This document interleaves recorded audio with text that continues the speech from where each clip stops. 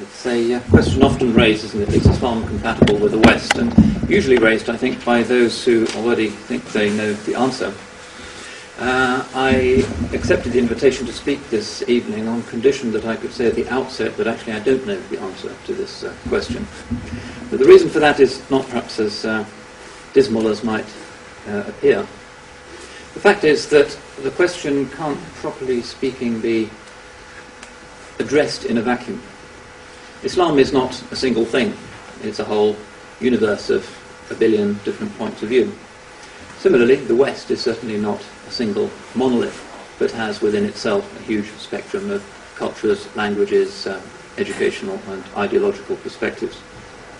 So I can tell you at the outset that what my rather uninteresting conclusion is going to be is that certain forms of Islam certainly are compatible with certain forms of the West, and that there are other forms of being Western that are certainly incompatible with certain other forms of being Muslim.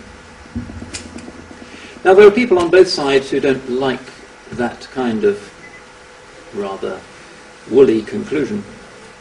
Basically, I think because they would like the world to be a lot simpler than in fact it is.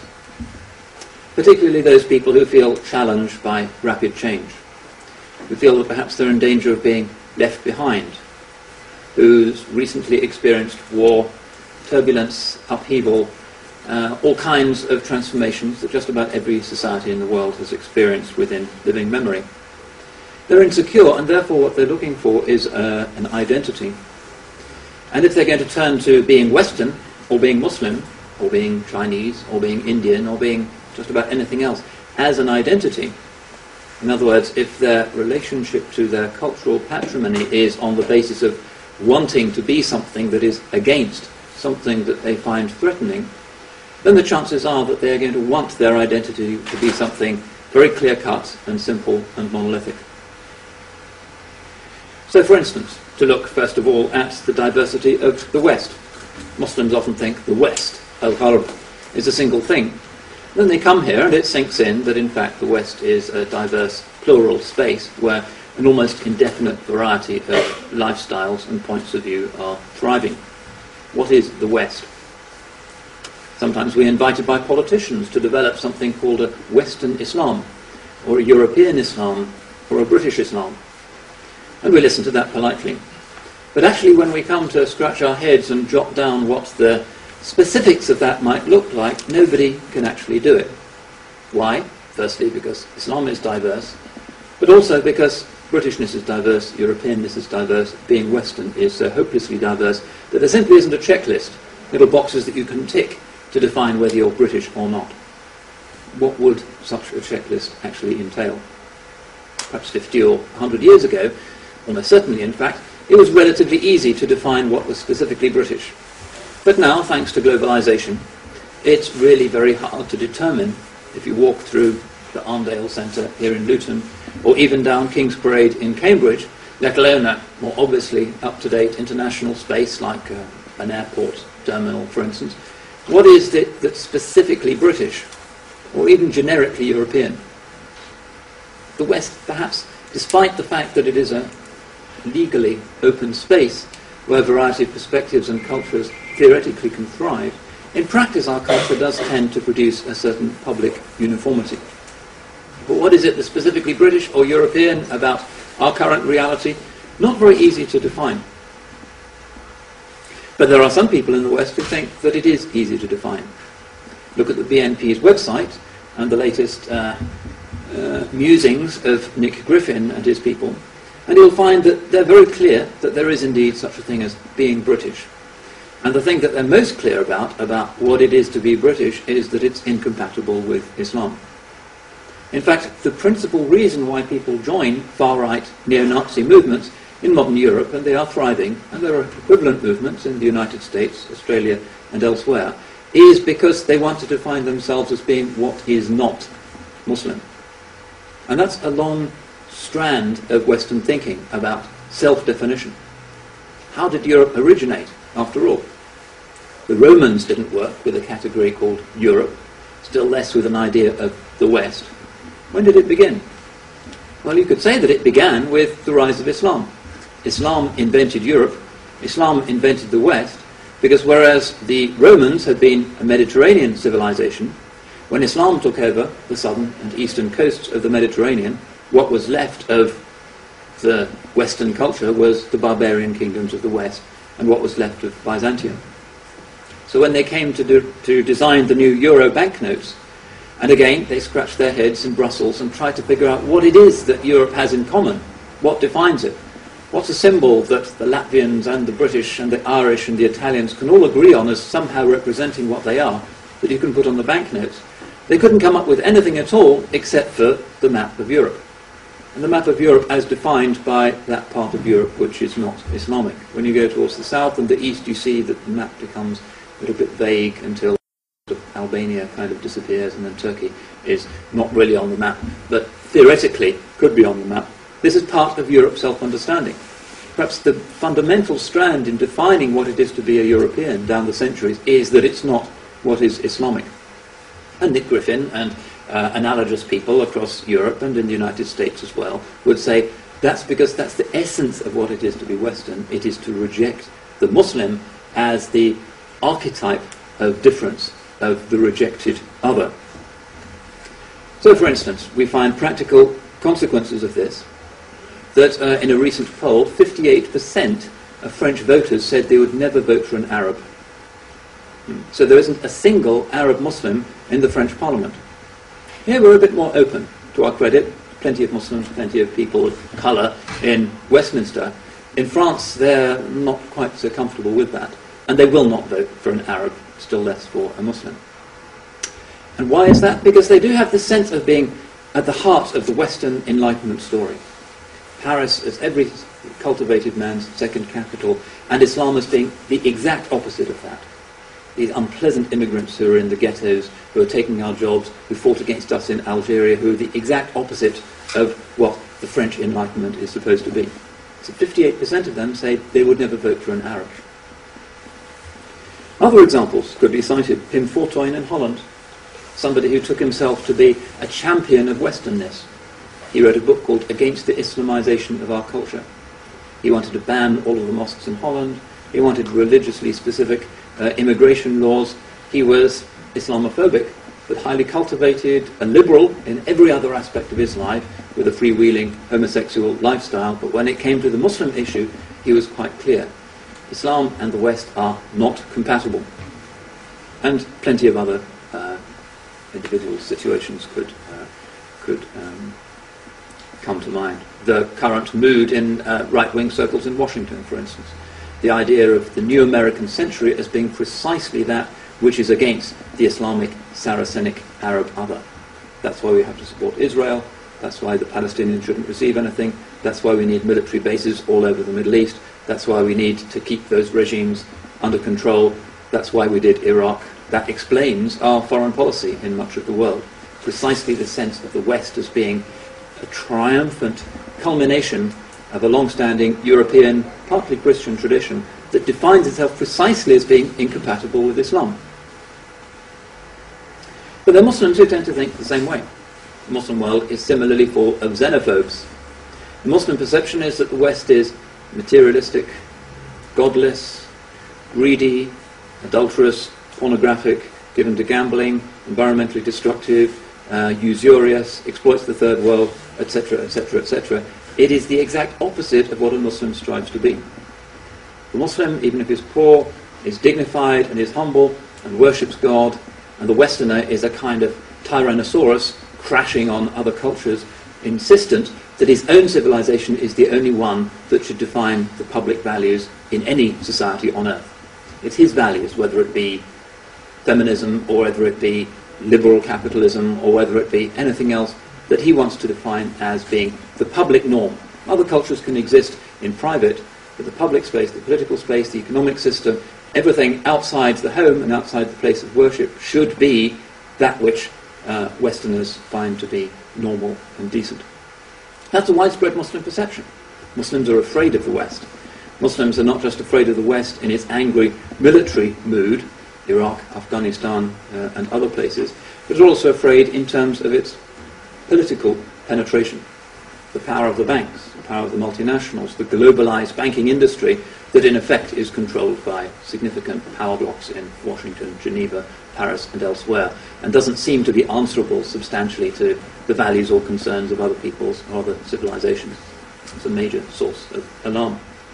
The environmental crisis, which is likely to land on the heads of Muslim communities far more than it lands on the heads of Westerners. In fact, the Canadians and the Russians are quite looking forward to global warming. But in the Muslim world, lots of deserts, lots of vulnerable environmental ecosystems, that's where the burden is most likely to fall.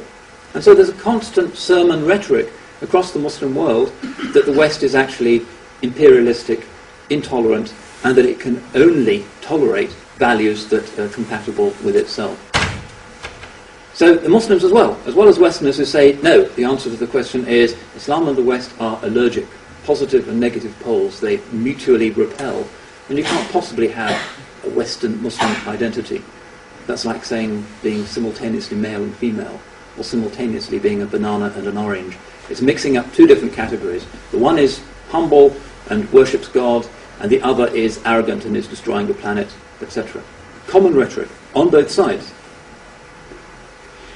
Now, the problem with this is that in the real world, these categories, Islam being something tidy, and the West being something tidy, and the West being a kind of geographical, sometimes civilizational category, and Islam being an allegedly monolithic, single, religious way of viewing the world, things in the human world are never quite that tidy.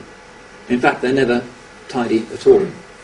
The reality is that the West contains people who do indeed believe in the project for a new American century and want military bases in Saudi Arabia and want the Fifth Fleet cruising off the coast of Iran and all of that. Plenty of people do want that. 10% of Americans subscribe to hardline evangelical views that really regard America as having a kind of imperialistic mission in the world that is going to be the precondition for the second coming of Jesus. If you look at Chris Hedges' book, American Fascists, you'll see there are plenty who are like that.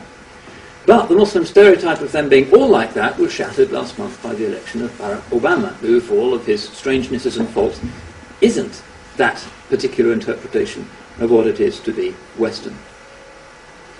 Similarly, in the Islamic world, there are people, popular preachers in Tehran and elsewhere, who regard the West as being the great Satan and as the exact opposite of what it means to be a peaceful servant of God. But there are also many people, and in my experience the great majority of people who go to the mosques who might put up with those sermons, who don't want to see themselves as locked in some kind of titanic struggle forever with the great Satan in the West. Most people in the Muslim world, like most Muslims here, if you travel and get to know them, find that they want a world in which people can travel freely and communicate and intermarry and just get on with their lives. Most people aren't as angry as the extremists on both sides would like them to be. Most people do want to get on.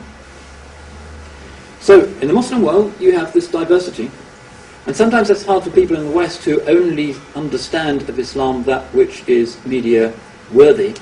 It's hard for them to grasp, but the Muslim world is hugely diverse.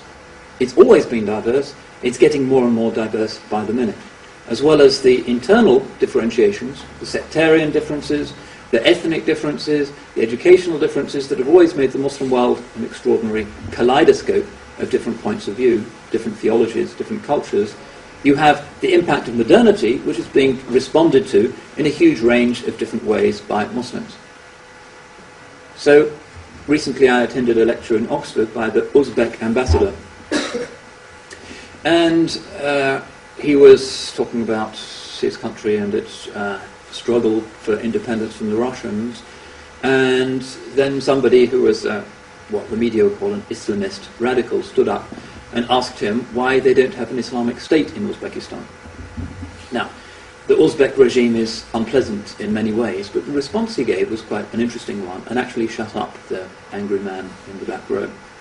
He said, "We have been under communist rule and under foreign rule for 80 years, completely detached from the rest of the Islamic world.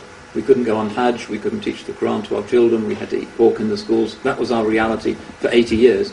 Now we're, as it were, waking up from that nightmare and are looking at the Islamic world for possible models. What should we follow?"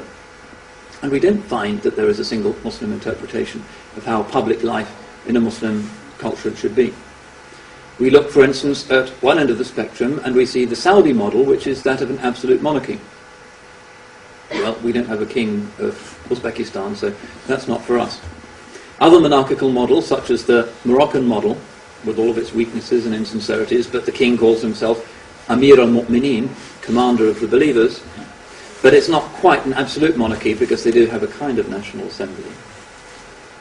Or should we go next door to the Algerians, who have a radical socialist republican model, but they're religious Muslims? Or should we go to Turkey, which keeps religion absolutely locked away and in many ways persecuted, but still now is able to elect a government made up largely of religious Muslims? Is that our model? Or is the model the Indonesian model, or is it the Pakistani model of the Islamic Republic of Pakistan, whatever that exactly conceives itself to be? Or is it the Malaysian model of high-tech tiger economy pushing ahead into the modern world through science and technology? What is the model? Sincere Muslims in a variety of different places have very different views. That's sometimes hard for Westerners to get their heads around. But the reality is that although the core of Islam is the doctrine, one God, and a series of prophets, and the basic principles, the 5 pillars, and certain things to do with family life and social engagement and dietary rules and things that are considered to be the core, as you move out towards the more and more public, the reality is Muslims have more and more diverse opinions. Probably that's inevitable. In many ways I think it's probably a healthy thing, but it does make it very difficult for people to answer the question of, well, what out there is compatible with the way the West would like things to be done in the Muslim world, and what's incompatible.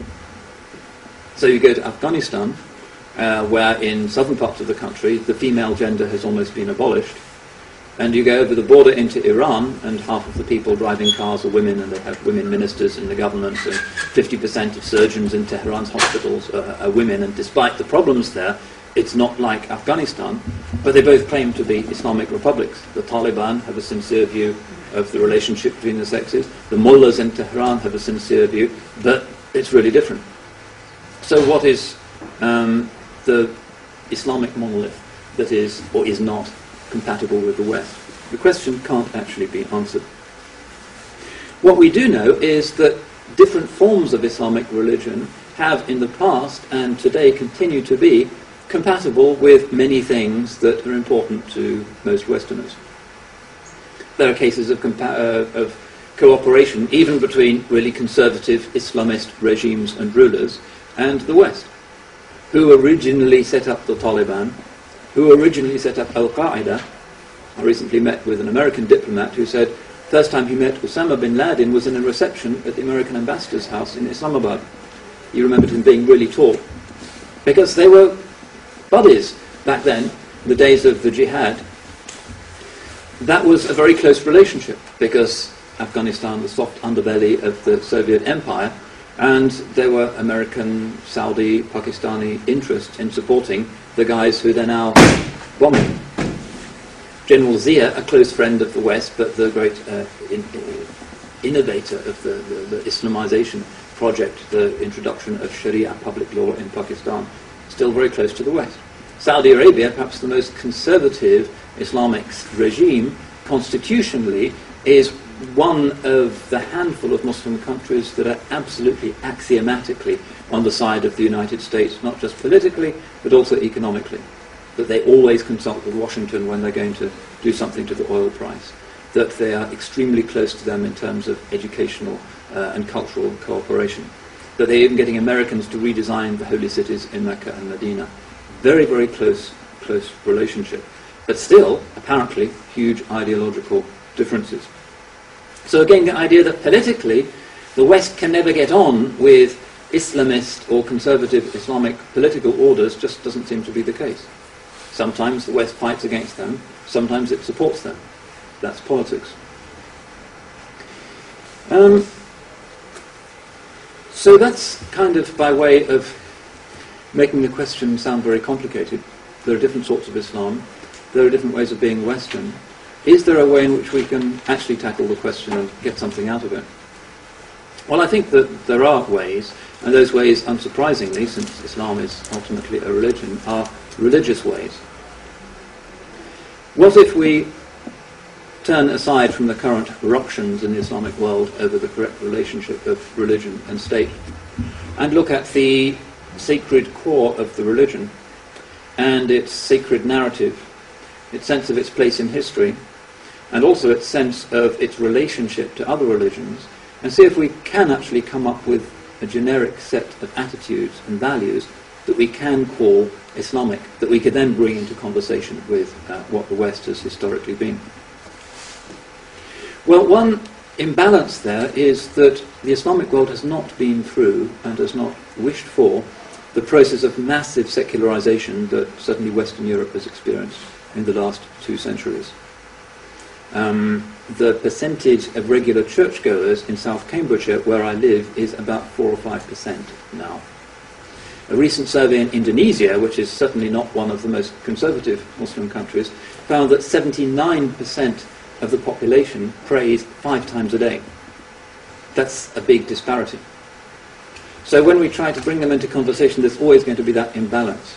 That in the West there is a historic rivalry between Enlightenment, secularity and religion, which is, from a Muslim perspective, seems to have been substantially won on the street by secularity. In the Muslim world there has also been that rivalry. By and large, in the second half of the 20th century, we could say religion kind of won. In the 50s and 60s, the post-independence regimes across the Muslim world were socialist, secular, or sometimes secular monarchical, with 1 or 2 small exceptions. And then the Iranian Revolution happened, and a lot of other Islamization things happened across the Islamic world, and today the societies are much more religious than they used to be. I remember in Cairo, my first visit there in 1979, you would occasionally see the hijab, but not often. Now you go even to an upscale shopping centre in wealthy parts of Cairo, where you see sort of educated kids who studied at American University and the Cairo elite. Maybe 80% of the women are wearing hijab. So whatever else has happened, there has been a re-Islamization process in the Islamic world that hasn't happened equivalently in the Christian context in Europe. That's another incompatibility and another reason why we need to be careful before we draw facile parallels. Sometimes we speak about Europe as being Christendom, and it's not really clear whether in the great ages of faith churchmen looking at modern Britain would have regarded this as being any longer a substantively Christian society. One could argue that, but at least there would be an argument. In the Islamic world, you can tell Indonesia still a Muslim society, Palestine a Muslim society, Egypt a Muslim society. So that's another incompatibility, and in fact perhaps the biggest single challenge to the triumphant Western narrative of a history of the cosmos that begins with the Big Bang and then becomes interesting when life begins 1 billion years ago, and then becomes really interesting with Plato and Aristotle and Athens, and then in a single uninterrupted story leads up to the modern West, that the Islamic world is providing the single most significant challenge to that narrative. That the story of what matters is first amoeba, which leads up through process of evolution to George W. Bush, and that's obvious. And many people in the Muslim world are saying, no, we think things are more complicated. We think things are a lot more complicated. But the Islamic world, more than any other civilization, is making things more complicated. Unexpectedly, 50 years ago, nobody expected other cultures to be visible publicly. There is Hindu revival, there are forms of revivalism and Confucianism, but it's in the Islamic world that there is a substantial non-Western, sometimes anti-Western alternative. It's one of the big facts of our time. So let's look at what seems to be intrinsic, that seems to be driving this. Often Muslim difference is, as I indicated, reactive. In other words, it's driven by a sense of threat and a desire to be different. So Jack Straw says that he doesn't like his constituents to wear the niqab, and the next day half of the girls in Blackburn are covering their faces. That's the basis for a lot of religion these days. It's just a desire to express one's identity and one's rejection about the things that are said about one. But if we look at the essence, what do we find? The essence of Islam, as I said, is belief in the one true God. And it is the God of Abraham, the God of Moses, the God of Jacob, the God of Jesus, and the God of Ishmael. That's where it becomes different and interesting. On the face of it, it sounds like good news that the West, and particularly Europe, has as its biggest, most significant minority members of that religious community that, if you look at the Quran, seem to be the closest to the traditional default religion of Europe. It's an Abrahamic religion. It's monotheistic. It looks very similar in many ways, but nonetheless, metabolically, it's distinct. And many aspects of that distinctness are probably already familiar to you. The Muslim idea of the undifferentiated divine essence is, on most interpretations, not compatible with the usual Christian understanding of the triune Trinitarian nature of God. That is the difference. The idea that God saves through the acceptance of repentance, wherever it might be, is different from a certain type of mainstream Christian understanding of that not being enough, but God himself has to suffer on behalf of humanity, so that original sin, rather than just actual sins, is finally put to rest. That's a significant difference. But I mentioned Ishmael. Ishmael is where the two stories diverge, and where I think we actually have to begin our conversation about what significantly separates us, and where we might find some possible creative compatibility. You all know the story in Genesis, and Genesis is full of great stories that have triggered oceans of reflection and poetry and great novels. One of the greatest stories is Abraham's wife, Sarah. She's getting on, she's in her 80s, she's sure that she's never going to give Abraham the promised heir, and the heir to the promise. And so Abraham, in perhaps history's first recorded case of surrogate motherhood, with Sarah's agreement, brings in an Egyptian slave girl, Hagar, who promptly gives birth to a son. And then, in one of those amazing twists of the book of Genesis, Sarah becomes pregnant, and she has a son. So the first son, Hagar's son, is Ishmael, and the second son, Sarah's son, is Isaac. And that, in terms of at least how the medievals, and a lot of religionists today like to see the big, what academics would call the meta-history, the big history of the relationship between the different branches of Abraham's family. That's where it begins. Ishmael becomes the ancestor of Islam, because his prophetic descendant is Sayyidina Muhammad sallallahu alaihi wasallam, the prophet of 7th century Makkah. Isaac becomes the ancestor of what becomes Judaism and what becomes Christianity. So that seems to be the kind of scriptural point in the book of Genesis, seems to be anticipating this. And it's important for Muslims as well, because the great culminating event in the Muslim life is always the Hajj pilgrimage. It's taking place right now. What's it about? Well, it's about many things. At the highest level, it's about reenacting our pledge of obedience and ubudiyya, slavehood to God. It's also, in terms of connectedness to history, about Abraham, and specifically about Abraham and Ishmael, because it's the sanctuary of Ishmael. According to most of the Muslim historians, Ishmael is actually buried in Mecca next to the Kaaba, along with Hajar, his mother. The Muslim story is that where Genesis has Sarah's jealousy driving out the slave girl, the surrogate mother, with her baby into the desert to, presumably, the readers would have thought, certain death, that doesn't just peter out in the desert, because the first son of a great patriarch and the signs that were given, and his name, Ishmael, which means the one who hears God, or the one whom God hears, must make him significant. The story doesn't just end there as a kind of interesting beginning that doesn't go anywhere. A promising beginning.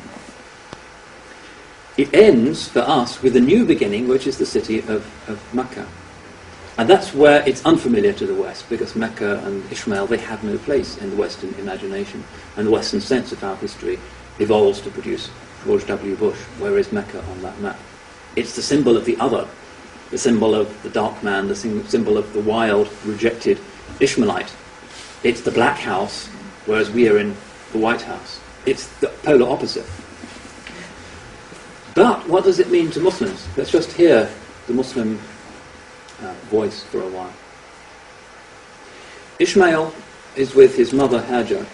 They are rejected, and they go to this valley, part of the south of Canaan.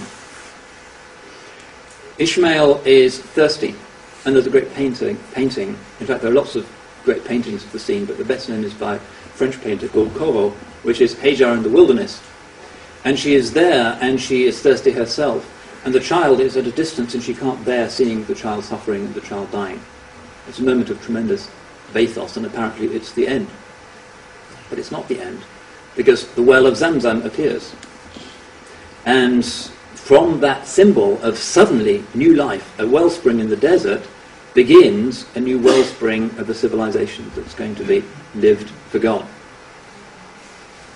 That's important for the Muslim imagination, because our sense of what the story of Ishmael is precisely that God is with the outcast.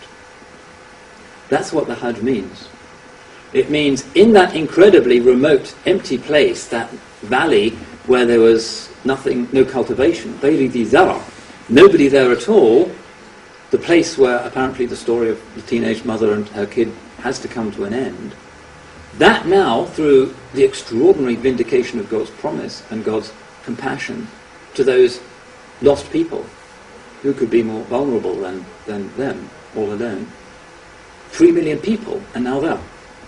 From every conceivable corner of the globe, and they're all saying, Labbaik Allahumma Labbaik. Here I am, Lord, at your service, here I am. That's, to my mind, that's what makes the book of Genesis, at least in these verses, make sense. That's the God who vindicates the rejected single mother. That's the God who vindicates the refugee and the outcast. His name is always Ishmael, Sayyidina Ismail, alayhi salam, the one whom God heard. Those who are heirs to what takes itself to be a privileged covenant look down upon him. He's the wild man, the dry root, the symbol of the other, and ultimately the symbol of the West's other. But in God's eyes, he is where the promise is stored that eventually will come to fruition. And who hears about Ishmael for hundreds of years, for thousands of years? But in the 7th century, in that little valley, next to Abraham's little temple, something begins with the word Iqra bismi rabbika alladhi khalaq, that immediately goes out and brings light to the whole world. A more rapid and utter transformation, cultural, religious, political, economic, anything, everything, than anything else that human history has ever seen. Overnight, the Middle East is no longer the Byzantine Empire with the churches and the emperor. It becomes the Islamic world, and is to this day. An incredible energy was unleashed from ultimately the one who was thought to be the one who was most rejected. Who is the most rejected in that story then? Hajar. She's not even properly Jewish. She's from Egypt, which is the symbol of the other, the Gentile other. And that for us means that our relationship as Muslims to the West is going to have this complex dimension that goes right back to this meta-history. The West, or we should say a particular type of traditional Western literal reading of those stories, will say they are always the rejected ones. Ishmael is always the one who is outcast. One of the most popular novels in the United States recently is called Blood Moon by Hal Lindsey. Hal Lindsey is a hardline evangelical American preacher whose book, The Late Great Planet Earth, is America's all-time bestseller after the Bible. He's a significant figure. And Blood Moon is about his vision of the end times. And the end times are all about Jesus Christ returning again to Jerusalem, and the Israelis all convert and become evangelical Christians. So it looks like a happy ending, but then suddenly the Palestinians come. The evil Arabs appear, and they're led by somebody who's called Ishmael Muhammad. The very representation of what a particular type, I'm not saying all of them, a particular type of overheated American evangelical literal reading of the book of Revelation regards as being the other, the exact opposite of ourselves. And then the story ends, I suppose most of its readers, happily, when Jesus looks at them and death rays come from his eyes and burn the brains of all of the Palestinians, and everybody lives happily ever after.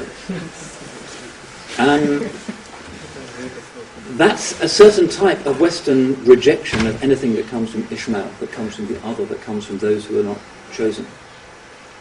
Most Christians reject that. Talk to them and I say, well, that's some kind of crazy American, who knows. You can't even get that book in this country. I had to order it from a dealer in America. Bestseller there, here, Christians, everybody think, God.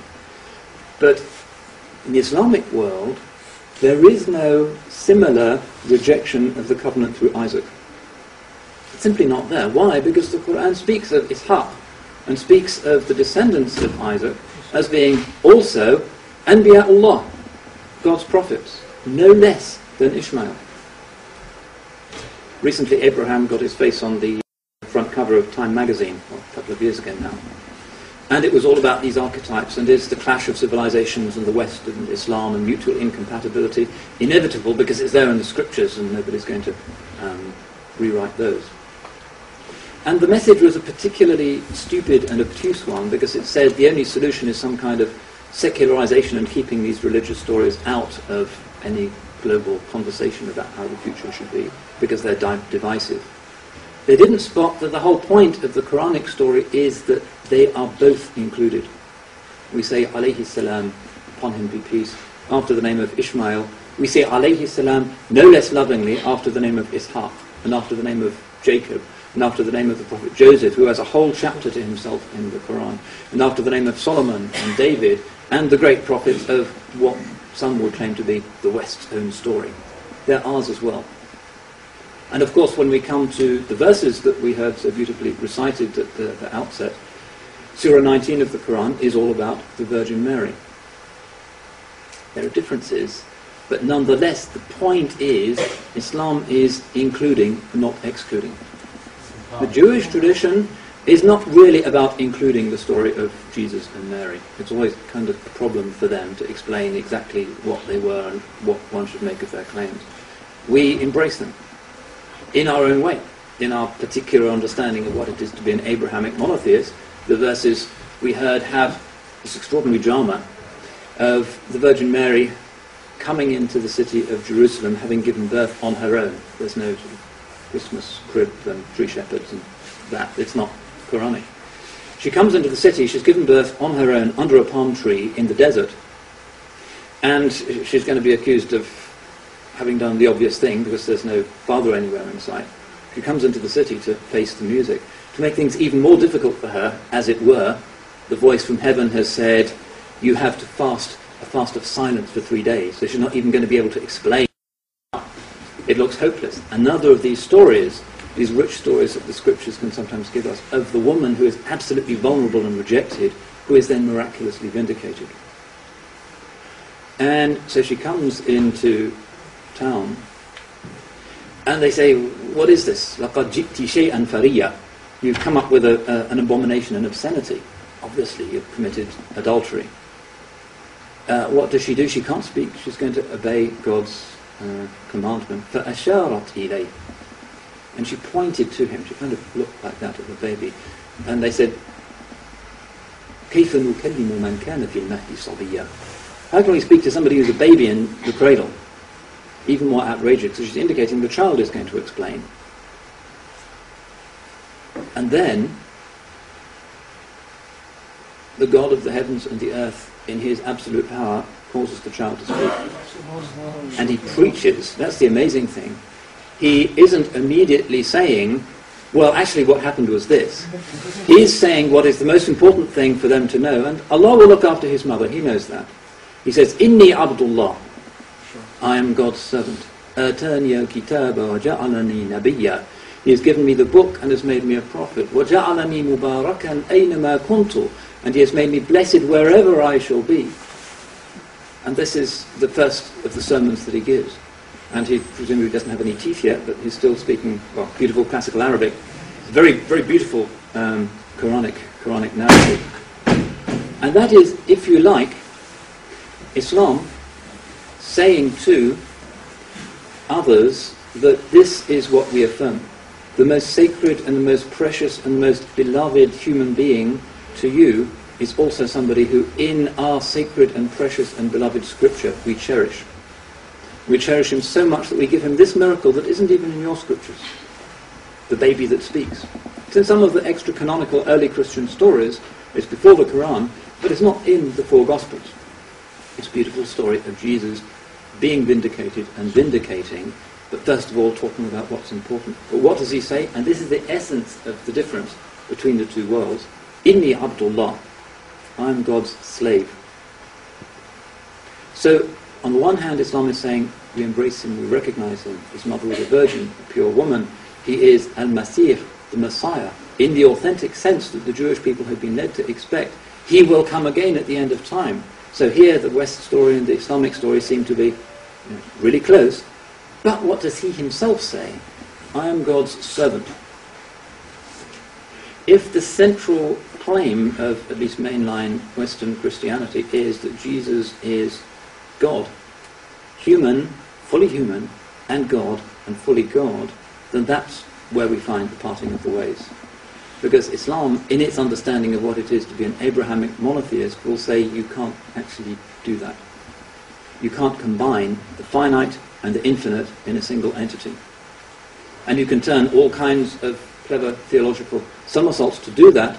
Islam tends to be rather impatient with those. That's going to be a difference. That will be a difference. But nonetheless, there are different Christian interpretations, and I think that the reality is that Muslims and those who still follow the indigenous religion, if you like, of the West, can really get on because we're close, but we're not identical. One of the stories that Muslims cherish, which really represents the first moment of Muslim encounters with Westerners, because the Quran's polemic really is not against Jews and Christians very much, it's against the indigenous pagan religion of the Arabs. Where the Quran really gets angry is in its prophetic denunciation of what the Arabs are doing. It has good things to say about Jews and Christians. Sometimes it criticizes Jewish and Christian doctrine, but the anger is directed against what its own people are doing. But the first encounter that Muslims really have with Christianity is when some of the refugees who've been persecuted by the pagans in Mecca go to the neighboring Christian kingdom of Ethiopia and appear before the king. And the Meccans send an ambassador saying, hey, we've got some good trading deals, send them back. These people are troublemakers. They're following a false prophet. We'll deal with them. And the Christian king, who is really favourably portrayed in the Muslim sources, so that the Prophet ﷺ, according to most Muslim scholars, actually prayed for him when he heard of his death, listened to them, and what did the Muslim ambassadors say? This is Ja'far and Abi Talib and some of the other great Sahaba. They recited these verses from Surah 19 about the Virgin Mary, because that shows how close we are. That precious thing that Christians would think is only ours, love for the Blessed Virgin, right there in the scripture of the people who supposedly are the absolute opposite of what it is to be Western. So he recites this, and the eyes of the Najashi, the Negus of Abyssinia, fill with tears, and he draws a line on the ground, and he says, the difference between you and us is only as much as this line. And he sends away the Meccan negotiators empty-handed. That's a mark of wisdom. That's a tolerant ruler. And the Holy Prophet ﷺ was right to assume that Muslims would be well treated there. But there is a line. The Negus of Abyssinia is not saying it's the same. Our doctrines are the same, because if you listen to those verses, you can see there's a different understanding of who Jesus is there, and that is a real issue between Muslims and Christians. But still, at that very first moment in the history of the engagement between Islam and the West, it's a positive story. The Muslims are doing something beautiful. They're physically very beautiful people, according to the Hadith, and very dignified. And the Christians and the bishops are obviously very impressed by these monotheists who come from this wild, idol-worshipping town. Something interesting has come to them. They're open-minded, open-hearted enough to see that, and the emperor gives them refuge and gives them protection, and says there's a difference between us, but it's like that. That's a wisdom that not too many of us, Muslims or Christians or secularists, really are comfortable with. We like to see things in terms of either or. Very seldom do we think in terms of both and it's even more awkward and perhaps untidy to believe in terms of, well, in most cases both and. In a few issues there's going to be either or. Muslims and Christians will not agree over whether Jesus was God or not. And on so many other things, including these beautiful, reverent passages about figures that are allegedly at the heart only of the Western story, suggests that any claims, whether made by Muslims or others, about the mutual repulsion of Islam and the West are simply not correct, because the scriptures themselves, by the generosity and good providence of God, simply don't allow us to think in those adversarial terms. Anyway, I'm sure I've spoken for longer than I'd meant to. Sorry about my poor time management, but I believe there's going to be time for questions. Is that the plan? Yeah. Would you like to? We're going to have tea, even better, right? Yeah, right. Can I first of all thank you very much indeed, Dr. Winter. That was a very clear talk, and from a Christian perspective, I'm actually from one of the local Baptist churches. I'd like to thank you too for the respectful way that you handled our Bible and presented to us about Ishmael. That was really very helpful, and of course that passage in Genesis does also speak of God promising Hagar that Ishmael would become a nation. That was a promise clearly given at that time. But it's not the only thing the Bible says, and this is my question. The Bible also says more about Ishmael. One of Ishmael's children was Kedar, and Kedar is mentioned several times in the Bible. He was a man who went to what we now know is Saudi Arabia, the Arabian Peninsula. And the prophet Isaiah does speak about Kedar, and he speaks in, for example, Isaiah chapter 42, he speaks about Kedar worshipping the Messiah. And I just wondered if you would like to comment on that, please. I'm sure the original Hebrew would not have him actually worshipping, but certainly venerating, because it was not part of Old Testament Judaism that the Messiah would be a divine figure. Divinity was for God. The Messiah being mighty God. Yeah. Sorry? Isaiah also speaks of the Messiah being mighty God in Isaiah chapter 9. Well, the Hebrew would suggest that Lord is the word. It wouldn't be the actual Hebrew word for the divine. It would have been Lord, which, as in Arabic, you can say Rabb of God, which means Lord, but it's legitimate to say Rabb of a human being who is Lord of a particular region, for instance, politically. So it would have been in that sense. But in any case, Muslims don't have, as far as I can recall, in major Islamic texts, any reference to Kedar as one of the sons of Ishmael, and the book of Isaiah himself is not even mentioned in the Quran. So that's a kind of biblical possibility that isn't picked up in the Islamic tradition at all. You will find, however, if you look at commentaries, Quranic commentaries tend to be absolutely bulging with stuff that's sometimes well assimilated, sometimes poorly assimilated recollections of stories that were current in Jewish or Christian communities. You will find that these stories are produced, but that wouldn't really be regarded as authoritative Muslim teaching. It's just of interest. Who's next? Anyone? Yeah, please. Okay, the media portrays the Muslims in a bad light. How can we overcome this in the UK and Europe? That's part one. And part two is, how can non-Muslims be encouraged to learn about Islam, and what sources can we use for this? Well, the media presents Islam in a bad light, partly because, well, for two reasons. Firstly, that there are plenty of Muslims in various parts of the world who do bad things, and therefore the media report that, like what happened in Bombay. It's hard to put a particularly positive spin on that. But the other problem is that Muslim communities are very bad at representing the mainstream. The fault of the media, I would say, is not systematic bias, but rather that it hasn't occurred to the editors that people might want to know what mainstream Islam has to say about some of the things the extremists do. You can read the Times from cover to cover every day for a year and still not be able to name a single Muslim leader, for instance. All you pick up is news of people who have tiny followings, Abu Hamza and Abu Qatada, and a few people who say or do newsworthy things. But the mainstream leadership is completely unknown to people who consume the media. That's something they have to sort out, but it's also something Muslims have to be more proactive in, and explaining that if you read the Muslim press, you'll see what Muslim leaders say about these events, and maybe it's of interest to Westerners to know what Islam says about Al-Qaeda, the Taliban, and those movements. And there are plenty of Westerners who do want to know, but somehow the media aren't making that connection. So it has to be Muslims who take the initiative and have proper press agencies and have the right kind of communications with journalists and newspaper editors to say, why don't you explain our side of the story, because that's also important. The other question is, how can we encourage people to learn more about Islam? And the problem in modern Britain is that people don't know anything about any religion. If they don't know anything about the religion of their ancestors, it's a little bit hard to ask them to learn about Islam. And even though I teach in a theology faculty, the level of ignorance amongst students is astounding. I was recently teaching a student, and I was talking to her about the Quranic story of Jonah and the whale, Sayyidina Yunus, and she said, what an interesting story. Is it in the Bible as well? That's the level of religious illiteracy in modern Britain. And there's just complete apathy. It's not cool to learn about the Bible, Christianity, what goes on in church. It's not part of the youth culture. So if they're indifferent to learning about Christianity, then it's not really so easy to get them to learn about Islam. You have to do it through befriending people, explaining things to them, being a good example. That's a kind of one-to-one thing. It's hard to change the apathetic, anti-religious culture in society as a whole. I wouldn't know how to do it. Yeah.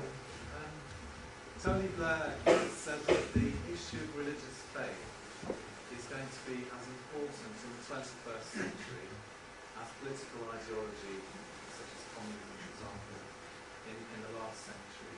Do you have any comments or thoughts on that relation? Well, so far it's probably true, although in the case of a lot of Islamic activism and in the case of some sections of the Republican Party in America, for instance, the difference between the religious and the political is not always clearly visible. But for the rest of the century, who knows? Nothing about our current situation would have been imaginable even 20 years ago. 20 years ago, the Iron Curtain was still there. It was the end of the Cold War. Nobody had heard of the environmental crisis.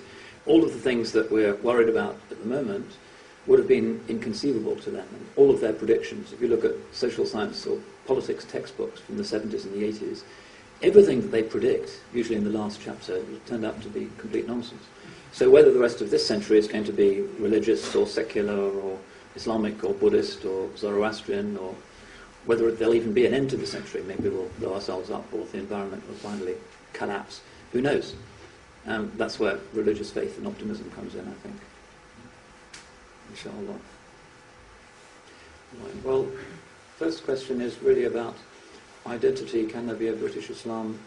It's not something I fuss about particularly. I think this modern preoccupation with having an identity and discovering your identity is something that's very new in history and in most cases creates more problems than it solves. But certainly in Islam, having an ethnic or linguistic identity is very important. That's why when the Sahaba who weren't Arabs became Muslim, their original ethnicity was conserved in their name. So Salman al-Farisi, radiallahu anhu, still known as Salman al-Farisi by the Prophet himself, sallallahu alayhi wa sallam. He was Salman the Persian. He didn't suddenly become an Arab. Suhaib al-Rumi, who came from Byzantium, still known as Suhaib al-Rumi because he came from what's now Asia Minor. The Sahaba who took their Shahada conserved their tribal affiliation. The tribe of Quraysh did not disappear. They're still there. Aus, Khazraj, all of the tribes of Arabia were still there. What changed was that no longer did it have any legal significance. Tribalism was done away with, tribal chauvinism was done away with, but of course people still had a sense of who they were and they could recite their ancestors to you and were proud of that. That's part of being human, I think. And that's why the Quran says, وَجَعَلْنَاكُمْ شُعُوبًا وَقَبَائِلَ لِتَعَارَفُوا. There's no story of the Tower of Babel and human linguistic difference being some kind of an expression of God's anger. Instead, the Quran says, we have made you peoples and tribes that you might know each other. Human diversity seems to be understood in the Quranic perspective as something to be affirmed, something that's of God's signs. So there's no Sharia reason why you can't be a British Muslim or a Luton Muslim or whatever, as long as it doesn't turn itself into some kind of Jahili tribalism, which is certainly forbidden. Incidentally, in some parts of the world, being a British Muslim is something you don't necessarily want to claim. If you go to Medina, as I sometimes do, the only young people who ever misbehave in the streets of Medina are young British Muslims. The equivalent from Pakistan or Bangladesh or wherever, and they come from Pakistan and Bangladesh, they're from the same generation, they behave with real courtesy and respect. They don't lark around, messing around with the traffic and sort of insulting people and swaggering and hanging out, looking at girls. The British Muslim in Medina is not a very nice thing to be, because they've accumulated certain roughness from the western inner city. I don't know if that's quite what Tony Blair and others have in mind when they speak about British Islam. It already exists, not necessarily a great thing. There's drawbacks as well as positive things to any ethnicity. The other question, which is about Sharia, is something that has to be resolved by individual Muslim communities, and as I indicated, different Muslims have different views as to what the Sharia is, what its current application might be. Man's book is good insofar as it describes the collapse of the traditional separation between the ulama and the state, with the suspension of the Ottoman Constitution in 1876 and the codification of law, so that from that period onwards the law became the responsibility of the state, which had never been historically in Islam. In Islamic traditional polities or government, the government has no right to pass laws. That's the job of the ulama, who are a separate establishment. And Feldman points out how that difference was collapsed, so that the ulama had the law taken away from them, and the state, the sultan, became the source of the law. And that led to a certain type of absolutism, a sort of dictatorial power, which he sees as being the basic problem with a lot of Middle Eastern regimes today, because the power of the ulama simply is nothing. They have no clout in society any longer. They can preach, but do nothing more. But in terms of implementation of Sharia, it all depends on which interpretation you're talking about. It really does. The Sharia is mistranslated as Islamic law or as Sharia law. That's taking something from a very non-Western understanding of how law and morality operate and putting them in the Western vocabulary. It suggests that the Sharia is some kind of equivalent to English common law or French law or Roman law, as if it's a single codified body of rules. It's never been that. It's a huge, diverse legal tradition, and it evolves historically.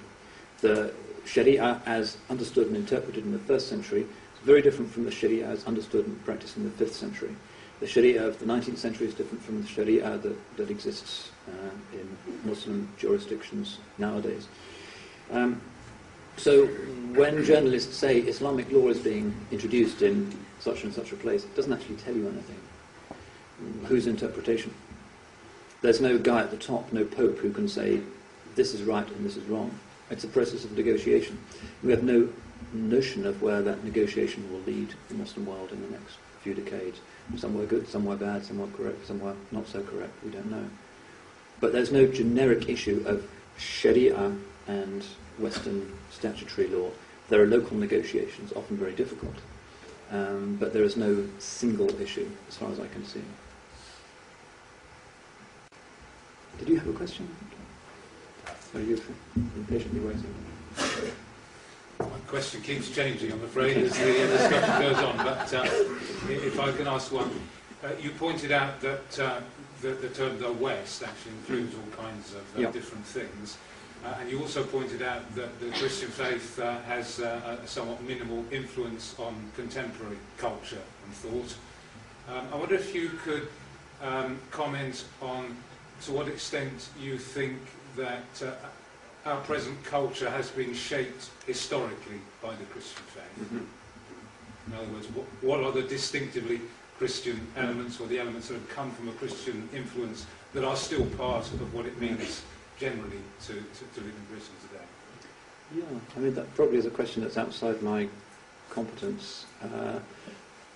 Obviously, we have formal survivals from certain settlements that took place following the Reformation, such as the establishment of the Church of England, such as speakers' prayers in Parliament, the bench of bishops in the House of Lords, certain things like blasphemy legislation and other things that are still there and look a bit anachronistic but aren't actually going away.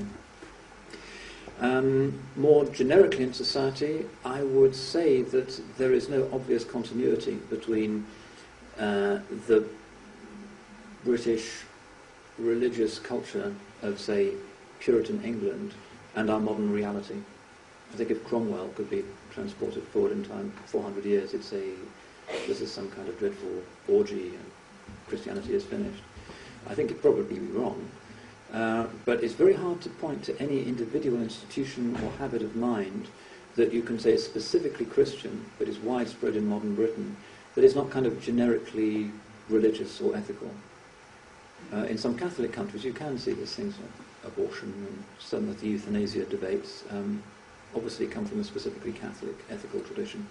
Here, unfortunately, because I personally would rather live in a more strongly Christian country than currently exists, it's very hard to point to any given feature of British culture and say, oh, that's from the Christian heritage. We've become profoundly secular. Maybe you could think of something that has survived. I mean, there are certain ethical values that are widespread in Britain that are kind of generically subsumed under the love thy neighbour label, but the Japanese would say, well, we have that as well. Yeah. Great speech. Why do Muslims have to pray 5 times a day, and if you don't, can you still be a Muslim? One prays 5 times a day because this is a divine commandment that was given to the Holy Prophet at the Ascension. The exact reason why it's those specific times is known only unto God. The experience of praying is that you are connected to space and time in a way that links the body and the soul. Muslim worship is a very embodied experience, and there's something almost geometric about orienting yourself towards the city of Mecca, about your whole life being shaped by the rhythm of worship, which is shaped by the movement of the planet beneath your feet, knowing when the sun rises, knowing when the sun sets, things that human beings used to know until almost living memory and now have no idea about, really grounds you in the reality of being part of the solar system and part of the earth and the seasons. That's a very healthy thing. If you don't pray, that depends. If you say, I'm too lazy to pray, you're still a Muslim, according to all schools of Islamic law. If you say, I don't like prayer, and I think God was wrong to say it was 5 times a day, I think it should have been 6 times or 4 times, formally speaking, that takes you outside the boundaries of the religion.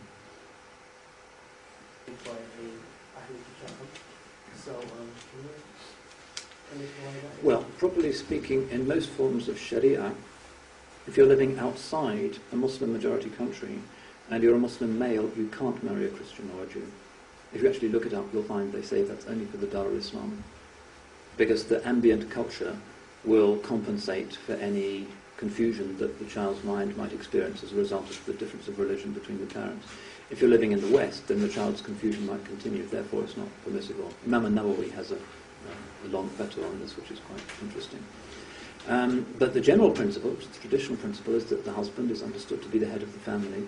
He's the one who leads the prayer. He's the one who dictates the spiritual, religious nature of the household, and the children religiously will follow him. And therefore, given that Islam is concerned for the spiritual well-being of the new generation, it doesn't matter so much if the wife is not a believer, as it would if the head of the family was not a believer. It's a patriarchal assumption, if you like, but in most families it's still today a valid one. At last. Why did I become a Muslim? Because Allah subhanahu wa ta'ala was very generous. Not because I deserved anything or was thinking carefully, but he decided that somebody needed a bit of help, so alhamdulillah, here I am.